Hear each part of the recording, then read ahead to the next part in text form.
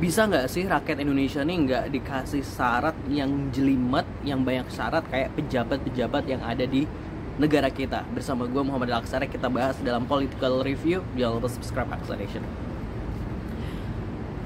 Ya, positive people, seperti yang kita tahu sebelum-sebelumnya juga sempat heboh di mana capres terpilih Gibran Rakabuming Raka ini memiliki skor IPK yang di Indonesia kan itu kan setara dengan nilai 2,3 ya, IPK-nya 2,3. Dan terus belum lama ini juga menteri, gue lupa Bahlil itu menteri apa ya, gue lupa apa, bukan menteri perdagangan ya dia, menteri apa ya, udah lupain aja lah. Yang penting Bahlil ini salah satu menteri di Republik ini yang sekarang masih menjabat ini juga mengaku jika IPK-nya hanya 2,7, dan dia saat mengisi seminar bilang bahwa IPK nggak perlu tinggi-tinggi, ia terbukti sukses bisa menjadi pejabat publik, menjadi menteri seperti itu. Nah, yang perlu kita garis bawahi di sini adalah kalau misalnya capres tidak diperlukan syarat IPK yang tinggi, misalnya menteri juga nggak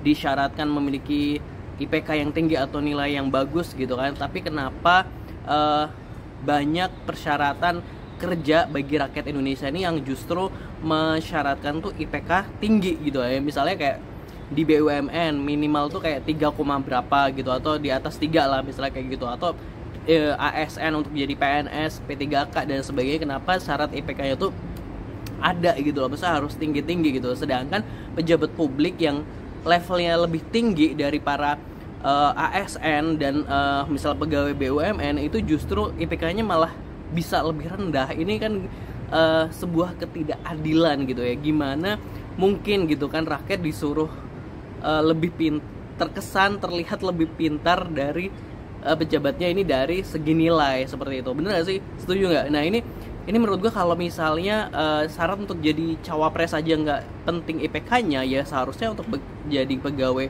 BUMN dan ASN pun nggak sepenting itu untuk memiliki nilai yang tinggi gitu kan, nilai akademis yang tinggi. Ini menurut gue ini nggak adil gitu. Seharusnya kalau kan kita harus mencontoh pejabat kita dulu nih. Kalau pejabatnya aja nggak sampai nilai segitu, ya berarti rakyatnya seharusnya juga ya nggak harus nilai segitu. Misalnya ya udah IPK 2 dan sebagainya kayak gitu. Bener gak sih? Setuju gak? Jadi kayak ini menurut gue nih ada kebingungan. Gue juga bingung kenapa ini bisa terjadi gitu.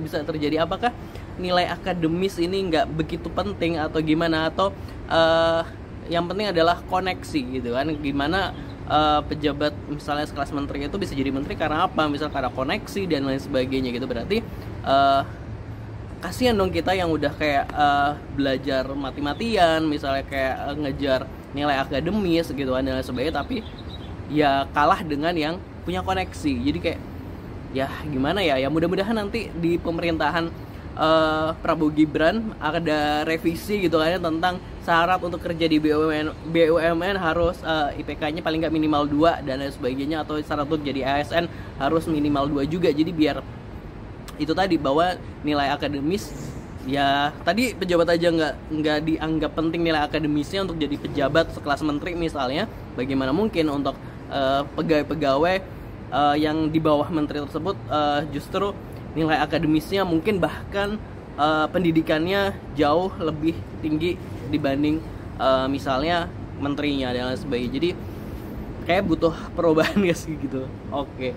Jadi kalau menurut positive people sendiri gimana gitu? Ini adil atau enggak sih dengan nilai-nilai seperti itu gitu kalau diukur dari segi nilai gitu? Ya gak sih? Apalagi kemarin juga gue sempat sedih juga nih dari pejabat Kemendikbud Ristek gitu kan, dirjennya bilang bahwa pendidikan tinggi itu S1 itu adalah kebutuhan tersier gitu. Jadi nggak wajib tapi tersier gitu kan.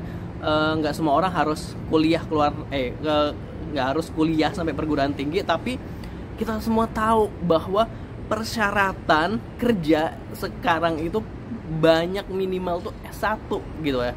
Jadi gimana gitu, maksudnya pemerintah kita ngomong ini pendidikan tinggi nggak wajib, tapi syarat untuk kerja misalnya di perusahaan itu minimal S1. Jadi wow gitu, jadi bingung gitu. Jadi kita harus gimana gitu, maksudnya yang S1 aja masih harus bersaing, gimana yang misalnya nggak S1 gitu loh.